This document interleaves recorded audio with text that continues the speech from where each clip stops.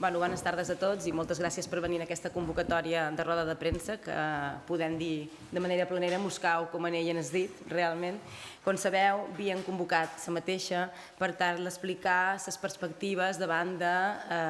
la finalització de la vigència de la concessió de l'OSP Menorca-Madrid amb Air Nostrum i hem tingut la bona nova recentment d'aquest anunci per part del govern de l'Estat de lo que és l'aprovació de l'esmena del Partit Socialista en relació al 75% de descompte de resident. Per tant, com dic, la roda de premsa acaba de quadrar en dia perquè podrem explicar tot aquest procés. Dir-vos, me sembla que s'obre l'explicació, però que la connectivitat a Menorca, a Balears en general, però a Menorca en concret, ha estat sempre una de les assignatures pendents dels diferents equips de govern que han pogut gestionar les institucions de les nostres illes. Amb aquesta premissa ens hem mogut des d'inici de mandat els equips de govern que gestionaven tant el govern balear com en els diferents consells insulars per tal de poder anar fent passes cap endavant i millorar el que són les diferents connexions que existeixen tant a nivell aeri com a nivell marítim i lògicament també les freqüències i els preus que roden entorn a aquestes connexions. Bàsicament perquè estem davant d'una situació de cohesió social i econòmica justa per lo que són els ciutadans de les nostres illes i com a tal dels menorquins i les menorquines per poder desenvolupar el que és la seva vida en condicions d'equitat respecte a lo que són els nostres conciutadans a nivell peninsular. Per tant, com dic, són moltes les hores de feina fetes per part del govern balear en persona del conseller aquí present, però com no també del conseller que també m'acompanya aquí a l'esquerra en representació del Consell Insular, com s'han fet amb els altres consells, per tal de fer en band amb aquesta fita. Com venia dient, a dia 31 de maig de 2018 ven la vigència de la concessió actual que gestiona el que és la OSP entre la ruta Menorca i Madrid i consideraven d'oportunitat explicar-vos quines són les millores que des del govern balear en consens amb els diferents consells insulars i com a tal amb el Consell Insular de Menorca en mans de l'àrea de gestió del conseller Miquel Preto es posaran damunt la taula per tal d'adaptar la nova concessió a el que són les necessitats que actualment tenim els diferents residents de les nostres illes i en concret els menorquins i menorquines. Com deia, aquesta situació encara acaba de millorar-se en potència davant aquest anunci del que és el descompte de resident en el 75% en les connexions peninsulars, també en Canàries i en Ceuta i Melilla, perquè el que fa bàsicament és propiciar uns preus als residents de les nostres illes i dels menorquins i menorquines per poder-se moure com fins ara havia estat sense precedents, quasi diríem, perquè els preus realment poden arribar a ser molt atractius i molt equitaris per tots els ciutadans, en la qual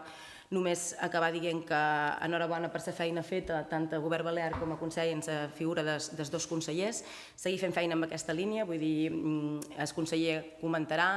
ara hem de seure, hem d'afinar, hem de xerrar amb les companyies per tal de veure com tota aquesta aprovació es desenvolupa, però la veritat és que estem davant d'una fita molt important pels ciutadans balears, però també, sobretot, pels menorquins i menorquines, que sempre pecam dins del que són les Balears de tenir menys connexions i pitjors preus que la resta dels ciutadans. Per tant, té la paraula, conseller. Gràcies per venir, Marc. Moltes gràcies, presidenta. Encantat sempre d'estar en aquesta casa i de poder anar explicant feines que fem en benefici, evidentment, de la ciutadania, en benefici dels menorquins, de les menorquines, i on moltes vegades hi dediques moltes hores de feina, d'equipo, compartides amb altres institucions, els fruits a vegades es poden veure, d'altres costa més, i quan, evidentment, ets a veus i que ajuden a transformar i a millorar qualitat de vida de la gent que vivim aquí,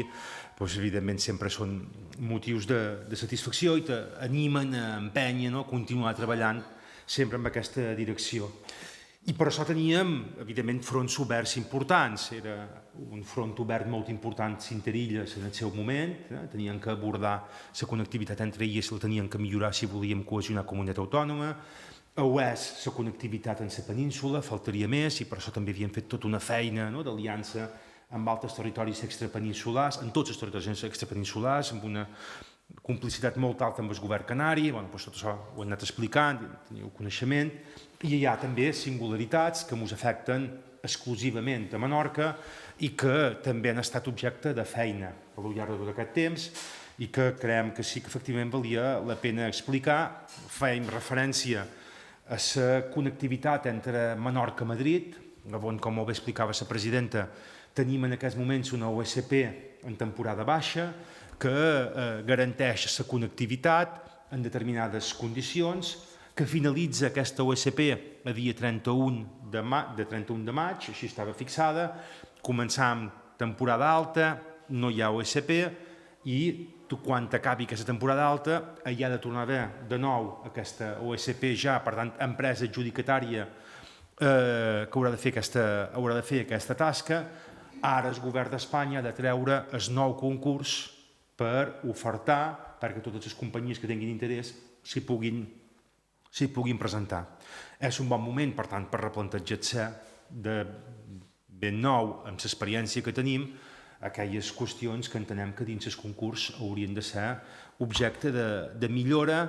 pensant, evidentment, en els ciutadans de Menorca, amb els menorquins i les menorquines. I a partir d'aquí ho hem anat treballant amb el Consell Insular,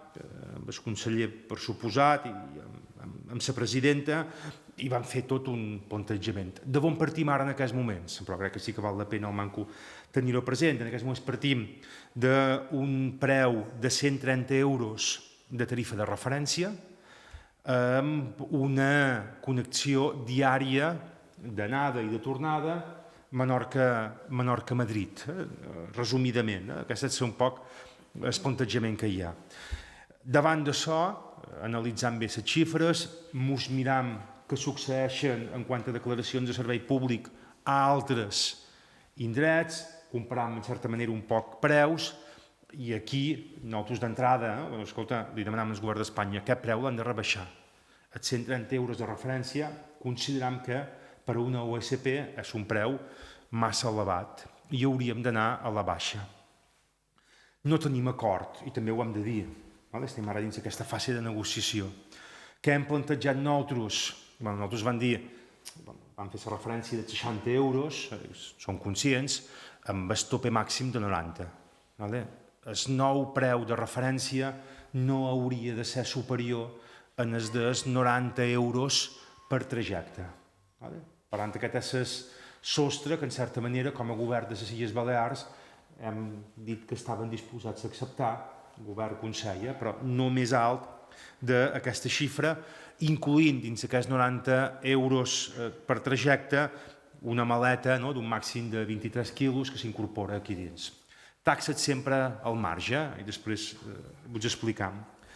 Però no només això. El que hem vist també, veiem que les ocupacions que hi ha en aquests moments superen el 80%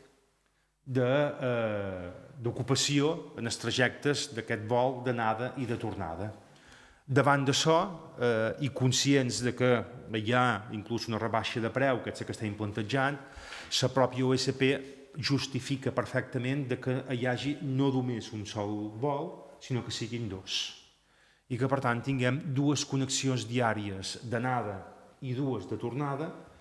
Menorca-Madrid, Madrid-Menorca. Una ha de ser a primera hora des de matí, l'altra ha de ser a darrera hora, aquí parlant 8, el manco entre les 8 i les 9 del vespre ha de sortir un vol de tornada, és en certa manera el que tenim, a vegades el tenim un poquet més prest, demanem retrasar-lo un poquet perquè sigui entre aquesta franja de 8-9 que te permet aprofitar el dia sencer en Madrid, i aquí després oberts un poc a l'oferta que la companyia pugui fer, a les 11, a les 12 del migdia, perquè l'altre arribi més tard o vingui, però que puguem trobar aquí aquesta doble connexió garantitzant un mínim de 74.000 seients per any. Són altres condicions que obliga en aquesta doble freqüència. I a la vegada, aquesta anada i tornada de 2 dies, com que la Setmana Santa enganxa aquí enmig, una de les condicions que creiem que ha de tenir també la OSP és que durant Setmana Santa s'hi afegeixi una freqüència addicional i, per tant, ja no siguin dues, sinó que siguin tres. No siguin dues, sinó que siguin tres. A més, hem proposat que hi hagi tarifes socials per a estudiants universitaris, això és menors de 27 anys o persones ja jubilades superiors als 65, menors d'edat o persones amb discapacitat, on aquí estaríem parlant que aquestes tarifes socials seria un 10% més barates que el preu de referència, i per tant que hi hagi un plus aquí afegit. I després d'algunes reunions que havíem pogut fer un poc, en certa manera, amb l'empresariat d'aquí, fins ara, els mesos d'octubre i els mesos de maig entraven dins de l'OSP i generaven tensions perquè el mes de maig i el mes d'octubre hi ha tràfic suficient com perquè les companyies puguin operar en lliure competència. I això tenia conseqüències també directament. I ens demanaven els empresaris que el mes d'octubre i el mes de maig quedessin de fora d'aquesta OSP amb la intenció que parléssim de que els mesos, bé ho dic, no exactament, parléssim de dia 1 de novembre a 30 d'abril fos la OSP i no de dia 1 d'octubre a 31 de maig, i això era un tema de Cercle d'Economia de Menorca que sí que havia manifestat aquest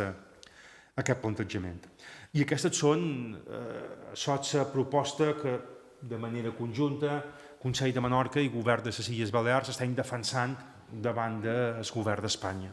És cert, la decisió és seva, els hi pertoca ells prendre la darrera decisió. Nosaltres voldríem que ho feguessin des de l'acord, i hem fet, parlant d'aquest plantejament, de 60 si hem de cedir i hem d'arribar a aquest sostre dels 90 famós, més trobam que no està justificat o que el govern d'Espanya s'hauria d'ajustar. On som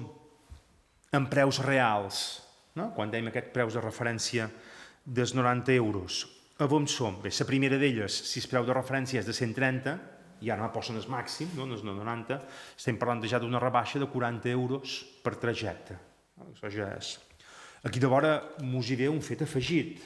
i ara mos posam en clau de resident, tot i que no ho hem de mirar només així, perquè també hem de treure la gent de Madrid o de la península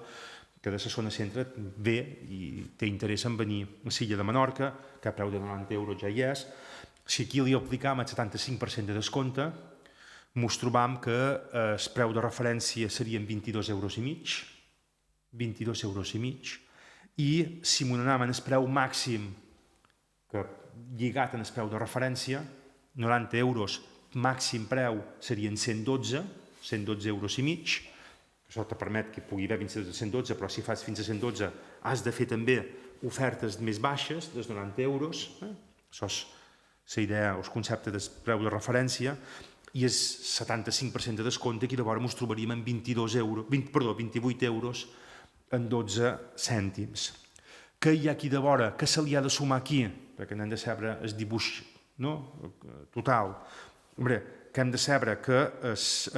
de taxes, les taxes aeroportuàries, no de l'aeroport de Menorca, però sí de l'aeroport de Madrid, són elevades, i hi ha 5 euros de tassa aeroportuària de l'aeroport de Menorca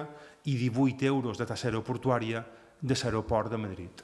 En total estem parlant de 23,61 euros de tassa aeroportuària que els hi han de sumar en els 22 euros i mig. Fixeu-vos,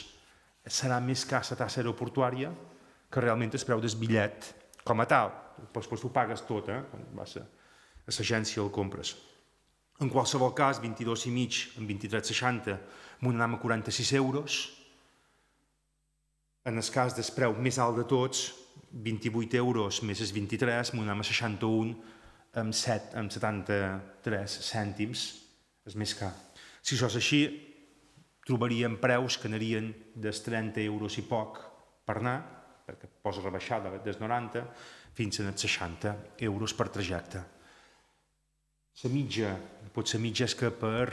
90 euros tens un trajecte d'anada i de tornada a Madrid. amb unes connexions de 2 vols diaris d'anada i de tornada, representa una bona connectivitat en temporada baixa amb Madrid, i on estem veient, a més, que la demanda i el tràfic el demostra, perquè, els que en qualque moment en som usuaris ho veiem, i quan te mires les xifres, els nivells d'ocupació realment són molt elevats. Estem a l'espera de la resposta de Madrid, hem fet prou reunions, ara és dia a dia, no? En Miquel i el director general Xavier Ramis duen el dia a dia, formen part de la comissió de rutes, i estem dins d'aquesta negociació. El plantejament, per tant, va en aquest sentit. Què és important? I nosaltres sí que aquí faríem una crida, i ja cap, què és important? Hombre, és important que el govern d'Espanya no es demori en la presa de decisions i que liciti ja la nova concessió. Perquè mentre això no sigui així, no tenim opció de comprar bitllets, i les mateixes agències de viatge ens ho recordaven. No sabem ara el mes de novembre en quin preu ni quina companyia serà l'adjudicatària de l'OSP, i mentre no sapiguem això, no podem posar a l'oferta bitllets de mes de novembre.